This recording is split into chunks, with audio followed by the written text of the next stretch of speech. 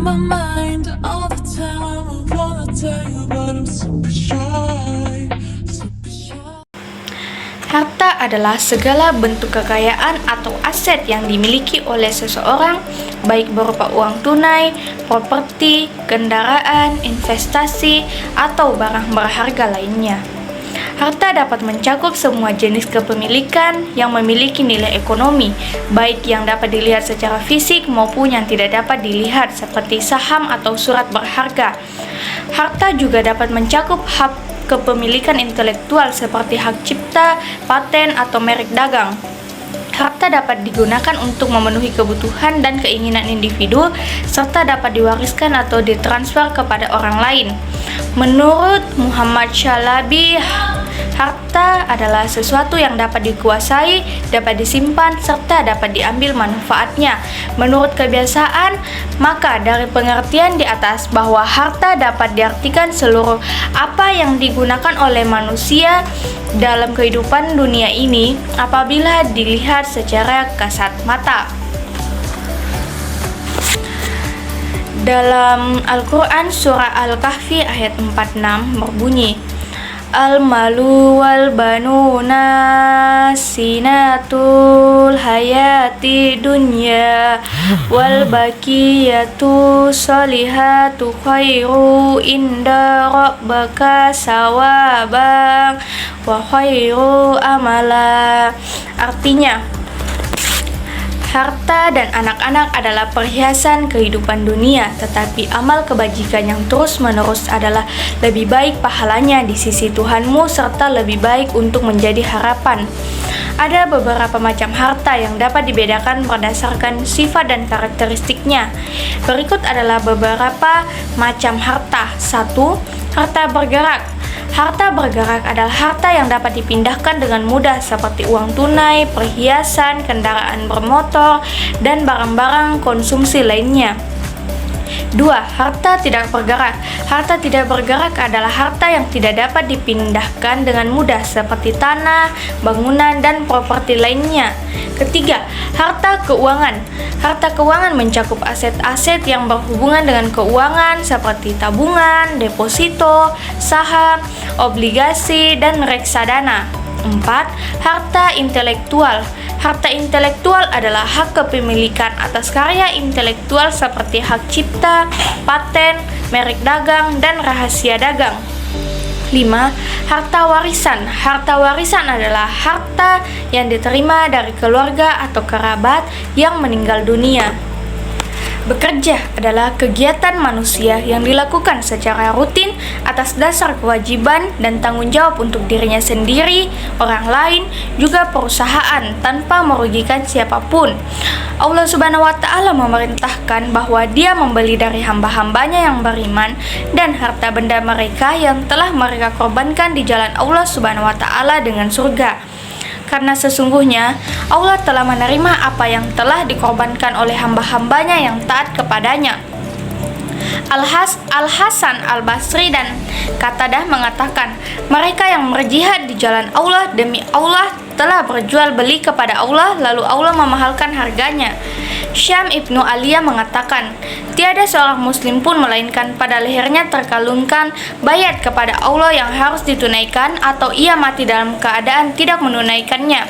Kemudian Syam Ibnu Aliyah membaca ayat ini, karena itulah maka dikatakan bahwa barang siapa yang berangkat di jalan Allah berarti dia telah berniat kepada Allah. Dengan kata lain, dia menerima transaksinya dan akan memenuhi balasannya. Dalam Al-Quran surah At-Taubah ayat ke-102 berbunyi, wa aharuna tarafu bizunubihim halatu amalang solihan wa ahara saya'a azallahu an yutuba alaihim innallaha ghafurur rahim.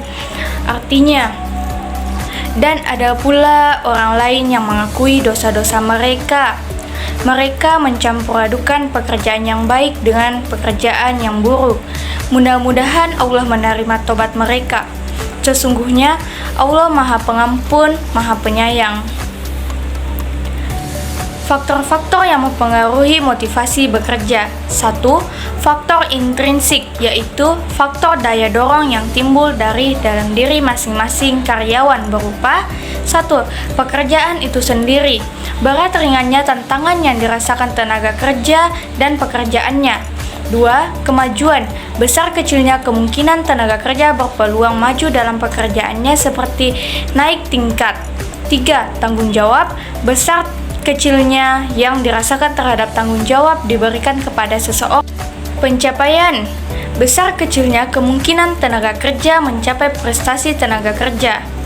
Pengakuan, besar kecilnya pengakuan yang diberikan kepada tenaga kerja atau hasil kerja. 2. Faktor ekstrinsik, yaitu faktor pendorong yang datang dari luar diri seorang, terutama dari organisasi tempat bekerjanya. Faktor ekstrinsik mencakup 1. Administrasi dan kebijakan perusahaan, tingkat kesesuaian yang dirasakan tenaga kerja terhadap kebijakan dan peraturan yang berlaku dalam perusahaan. 2. Pengawasan, tingkat kewajaran pengawasan dirasakan oleh tenaga kerja. 3. Gaji, tingkat kewajaran gaji yang diterima sebagai imbalan terhadap tugas pekerjaan.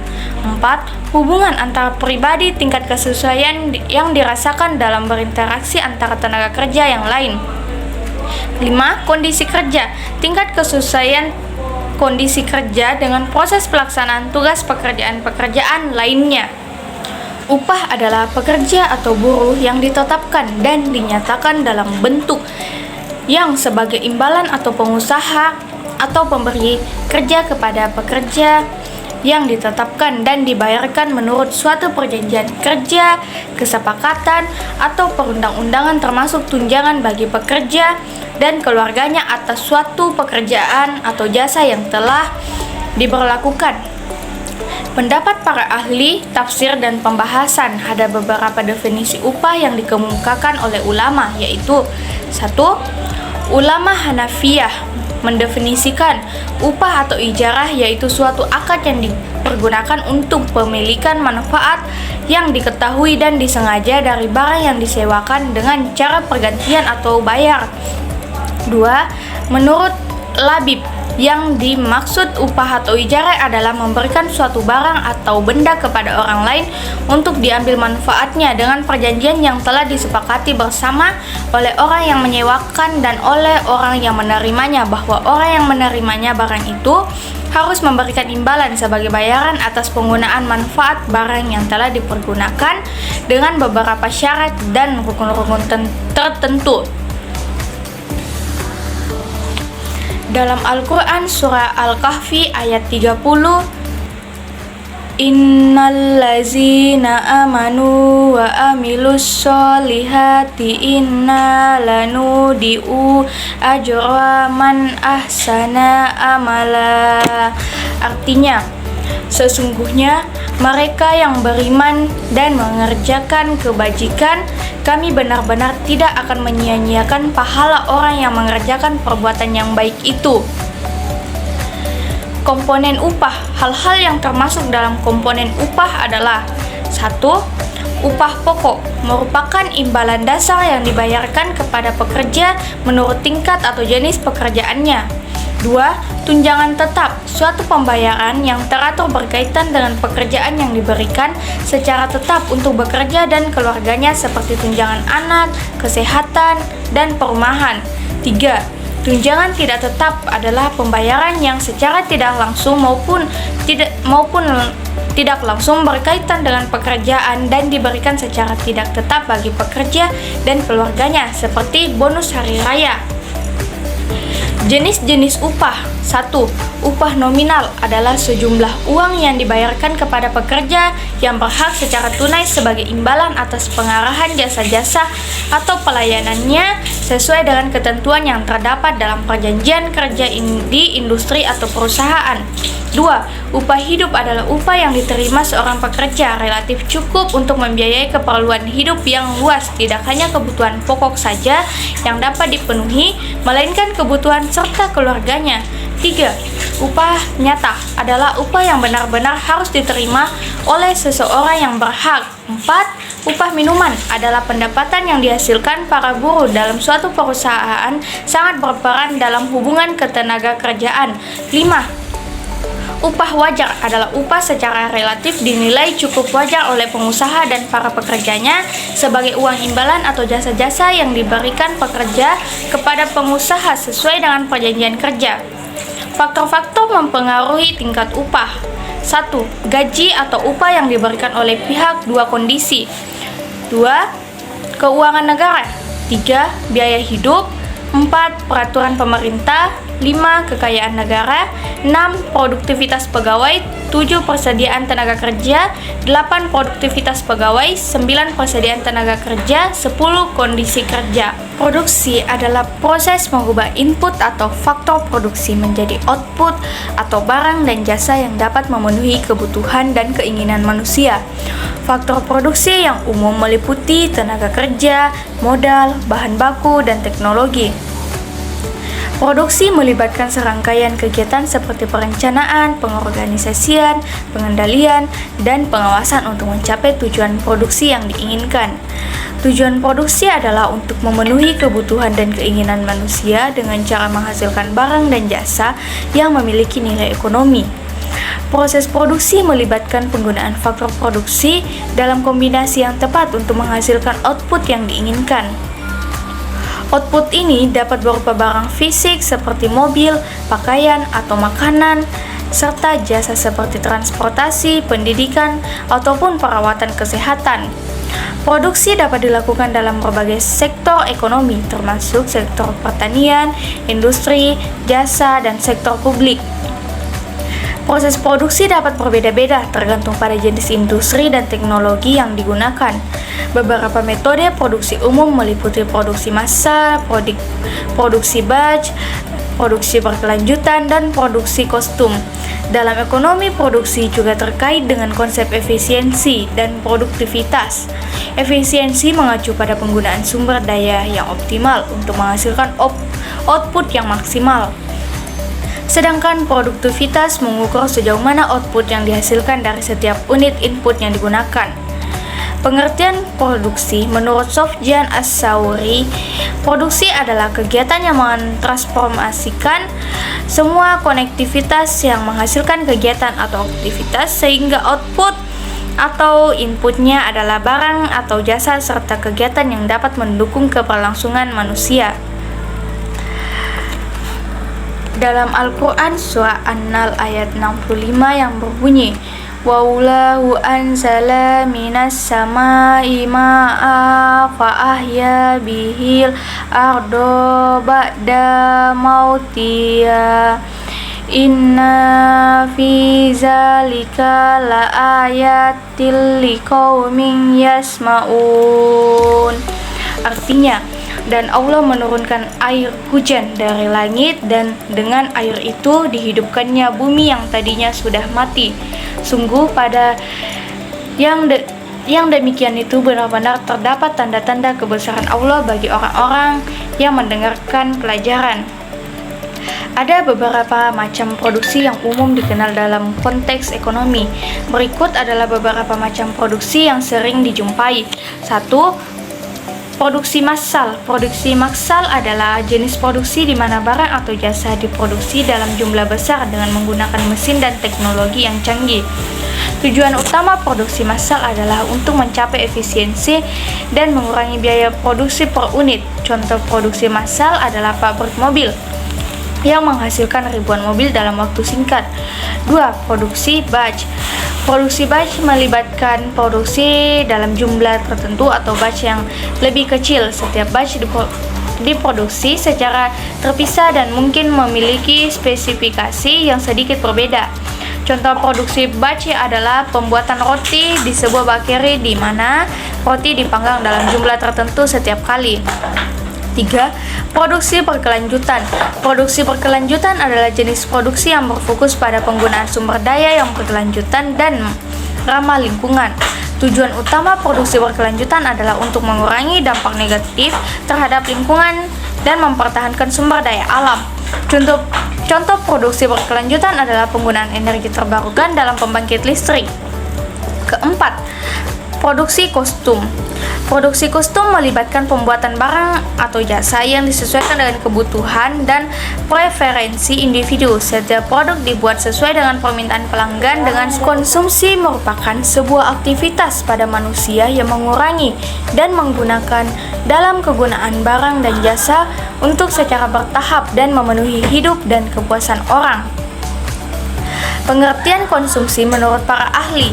Menurut T. Gilarso, pengertian konsumsi adalah titik pangkal dan tujuan akhir dari seluruh kegiatan ekonomi masyarakat.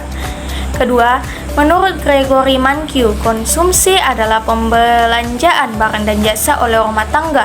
Yang dimaksud dengan barang dan jasa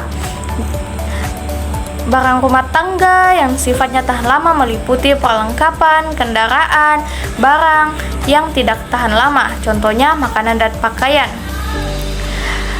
Pembelanjaan jasa yang dimaksud adalah barang yang berwujud konkret, contohnya pendidikan. 3. Menurut Muhammad Abdul Halim, konsumsi adalah pengeluaran rumah tangga mencakup pengeluaran yang dilakukan oleh rumah tangga untuk mendapatkan barang dan jasa seperti kebutuhan hidup sehari-hari dalam suatu periode tertentu. Menurut KBBI, konsumsi adalah tindakan manusia untuk mengurangi kegunaan suatu benda baik secara langsung atau tidak langsung pada pemuasan terakhir dari kebutuhannya. Dalam Al-Quran Surah At-Taubah ayat 172, Ya ayyuhallazina amanu kulu